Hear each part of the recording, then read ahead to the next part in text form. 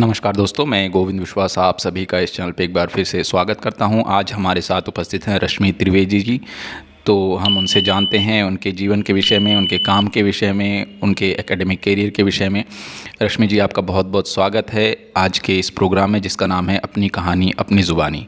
सबसे पहले गोविंद जी, शुक्रिया इस मंच पर आमंत्रित करने के लिए। मेरा जन्म स्थान बोकारो है जो कि झारखंड में है और मेरी प्राथमिक शिक्षा भी बोकारो से ही हुई।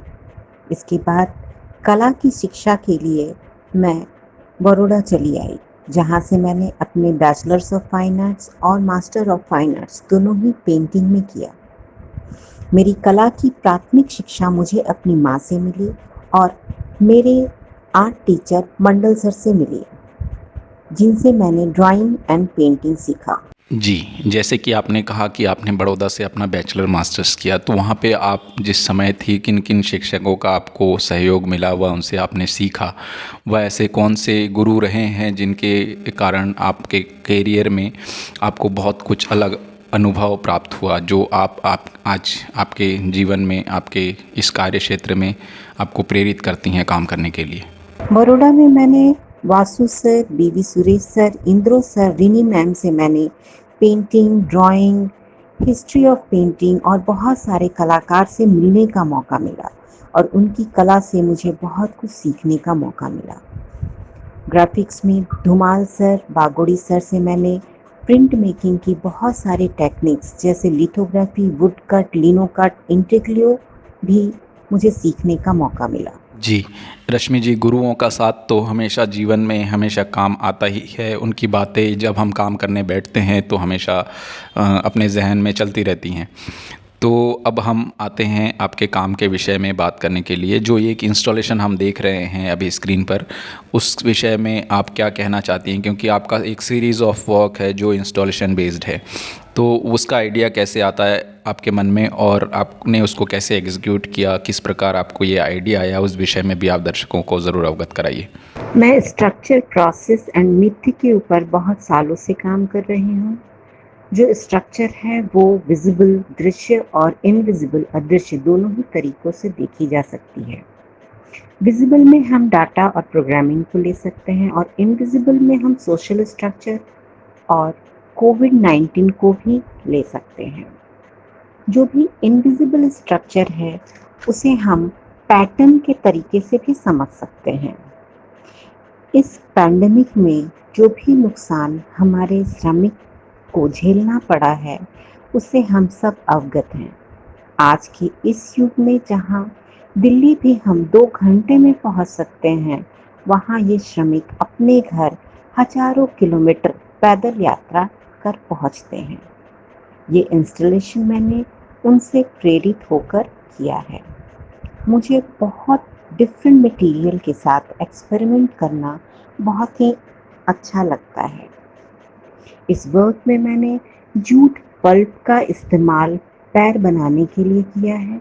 जूट पल्प के बारे में हम सब जानते हैं, इसका उत्पादन भारत में सबसे ज़्यादा होता है और ये इको फ्रेंडली है तथा इसका अपना एक इकोनॉमिक इम्पोर्टेंस भारत में है। जी, बिल्कुल। जिस तरीके से किसी भी कॉन्सेप्ट को समझने के लिए इंफॉर्मेशन स्ट्रक्चर दोनों की ही ज़रूरत होती है। जी, जिसमें विज़ुअल बहुत इम्पैक्ट डालता है। जो ये इंस्टॉलेशन है वो एक साइकिल ऑफ डेवलपमेंट को दिखलाती है और साथ में उसके फेलियर को भी दिखलाती है। जी। जब भी हम इसे एक ऑर्डर में देखते हैं तो ये सिस्टम ऑफ थिंकिंग को भी दिखलाती है। जो व्यूअर्स हैं उसे एक नई मीनिंग और नया पर्सपेक्टिव भी दिखलाती है। बिल्कुल, दर्शक अपने समझ के अनुसार ही बहुत से चीज़ों को वो खुद है ना अनुभव कर लेते हैं। और दूसरा कि यदि हम आर्ट वर्क के पीछे के थोड़ा सा आइडिया हम लोगों के सामने रखें या व्यूअर्स के सामने आर्टिस्ट अपना कॉन्सेप्ट रखे तो उनको और ज़्यादा समझने में आसानी होती है, क्योंकि नॉर्मल लोग आर्ट को एक वो बना के रखें कि हमें तो नहीं आता है समझ में। पर ये कई बार ऐसा होता है कि जैसे जब हम कम्युनिकेट करते हैं एक काम से, वह हम देखने का प्रयत्न करते हैं, क्योंकि नॉर्मली हम एक काम को जनरली देखते हैं 2 मिनट, उसको कम से कम 10-15 मिनट देखें, काम से एक कम्युनिकेशन बनाएं, तब जाके बहुत कुछ देखने को, समझने को, सीखने को मिलता है। और फिर दूसरी बात, जब हम आर्टिस्ट से बात करते हैं तो वो चीज़ें और क्लियर हो जाती हैं। अब हम आपके परफॉर्मेंस आर्ट पे भी बातचीत करते हैं कि वो आपको आइडिया कैसे आया कि मुझे कुछ ऑब्जेक्ट को लेके, कुछ परफॉर्मेंस को लेके अपने आप को आगे बढ़ाना है व इस आइडिया पे आगे हमको काम करना है। तो ये आइडिया आपके मन में कैसे आया? परफॉर्मेंस आर्ट कलाकार या अन्य प्रतिभागियों द्वारा निष्पादित कार्य के माध्यम से बनाई गई एक कलाकृति या कला प्रदर्शनी है। ये लाइव हो सकता है, इसे हम डॉक्यूमेंटेशन के द्वारा दिखा सकते हैं, स्पॉन्टेनियसली कर सकते हैं, इसे रिटन तरीके से भी प्रस्तुत किया जा सकता है, या ये ऐसी कोई भी स्थिति हो सकती है जिसमें 4 बुनियादी तत्व शामिल हों: समय, स्थान, कलाकार का शरीर या कोई भी माध्यम जिसके द्वारा कलाकार और दर्शकों के बीच एक संबंध बनाया जा सके। जी बिल्कुल, ये संबंध ही अनंत समय तक दर्शकों के मन में रहता है कि हमने एक कलाकार का परफॉर्मेंस देखा था जो आज भी हमारे जहन में याद है। और ये बड़ा मैसेज जाता है हमेशा हर किसी के लिए कि जो हम विजुअल देखते हैं वो हमारे मन मस्तिष्क में बैठ जाता है, क्योंकि ये माध्यम नया है, न्यू मीडिया है। हमें अपनी बात दर्शकों तक पहुंचाने के लिए अगर परफॉर्मेंस का ज़रिया हम इस्तेमाल करते हैं तो वो मैसेज उनको कन्वे होना चाहिए। ये भी बहुत इम्पॉर्टेंट है ये बातचीत। और नए स्टूडेंट्स के लिए तो खासकर ये चीज़ें बहुत ही कार्यरत हैं कि अपने विचार को डेवलप करें, परफॉर्मेंस के माध्यम से भी लोगों को ये बातें बताएं, अपने कॉन्सेप्ट को समझने में, क्योंकि आज आर्ट का बाउंडेशन कहीं नहीं है। आप जिस माध्यम में काम करेंगे वो आपके लिए आर्ट है। अच्छा, जो हम अभी इमेजेस देख रहे हैं उसके विषय में भी आप ज़रूर कुछ दर्शकों को अवगत कराइए। 2017 में भुवनेश्वर ललित कला एकेडमी में मैंने इन बिटवीन सिचुएशन को लेकर परफॉर्मेंस किया था। ये एक ऐसा सिचुएशन होता है जो दर्शाता है कि हम कहीं बीच में अटके हुए हैं। हम इससे संबंधित भारत में कई राजनीतिक, सामाजिक और आर्थिक एजेंडा देख सकते हैं। हम ये कहते हैं कि भारत एक विकासशील देश है, मतलब प्रक्रिया अभी भी चल रही है और कोई भी प्रक्रिया संरचना, दर्द और संघर्ष को दर्शाती है। मैंने अपने परफॉर्मेंस में इसे दिखाने के लिए राग पूर्वी का चयन किया, जो शाम को 4 बजे से 6 बजे तक गाए जाने वाला राग है। इस राग को मैंने निम्न स्तर से उच्च स्तर तक गाया तथा अंत में उस राग का नाश किया। जी, आई एम श्योर कि ये आपका अनुभव जो कि बहुत अच्छा रहा होगा परफॉर्मेंस के लिए।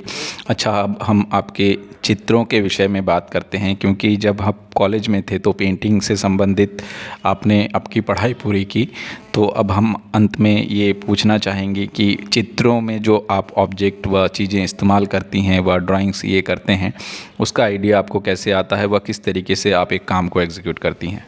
मैं अपनी पेंटिंग को एक माध्यम मानती हूँ जो मेरी व्यक्तिगत, सामाजिक, राजनीतिक परिस्थितियों को दर्शाती हैं। फेसलेस वुमेन ज़्यादातर सेमी अर्बन और इवन रूरल एरिया में रहने वाली औरतें हैं जिनकी कहानी को समझने और दिखाने की कोशिश की हूँ। ज़्यादातर पेंटिंग मिडिल क्लास और हायर मिडिल क्लास की वुमेन को और उसकी परिस्थितियों को दिखलाती हैं, जिसे मैं अपनी पेंटिंग में माइक्रो और मैक्रो लेवल तक समझकर ट्रांसलेट करने की कोशिश की हूँ। मेरी ड्राइंग में मैंने बॉडी और उसके पार्ट्स को दिखलाया है। शरीर कई अंगों की प्रणाली है और त्वचा लिफाफा। हमारे दैनिक जीवन में हमेशा सीमाएं होती हैं और भौतिक जीवन में भी। त्वचा शरीर की सीमा की सतह या सीमा रेखा है।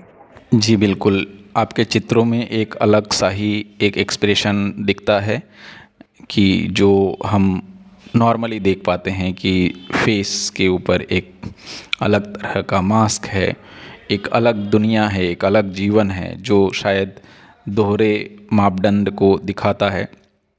और हम ये जानना चाहते हैं, लास्ट प्रश्न है ये कि जो कलाकार अभी फील्ड में नए आए हैं, वह स्टूडेंट्स हैं, पढ़ रहे हैं सेकेंड ईयर थर्ड ईयर में, उनको किस बात का ध्यान रखना चाहिए, वह किस तरीके से अपने आप को इस फील्ड के लिए समर्पित करना चाहिए अभी से, और क्या मैसेज आप उनके लिए देना चाहती हैं, उस विषय में भी ज़रूर अपनी बात रखिए। नए कलाकारों को, स्टूडेंट्स को मैं ये कहना चाहती हूँ कि उन्हें बहुत घूमना चाहिए, लोगों से बात करनी चाहिए और बहुत ड्राइंग करना चाहिए। हमारे भारत में कला और कलाकारों की कमी नहीं है, उन सबको देखना और उनसे कुछ सीखना चाहिए।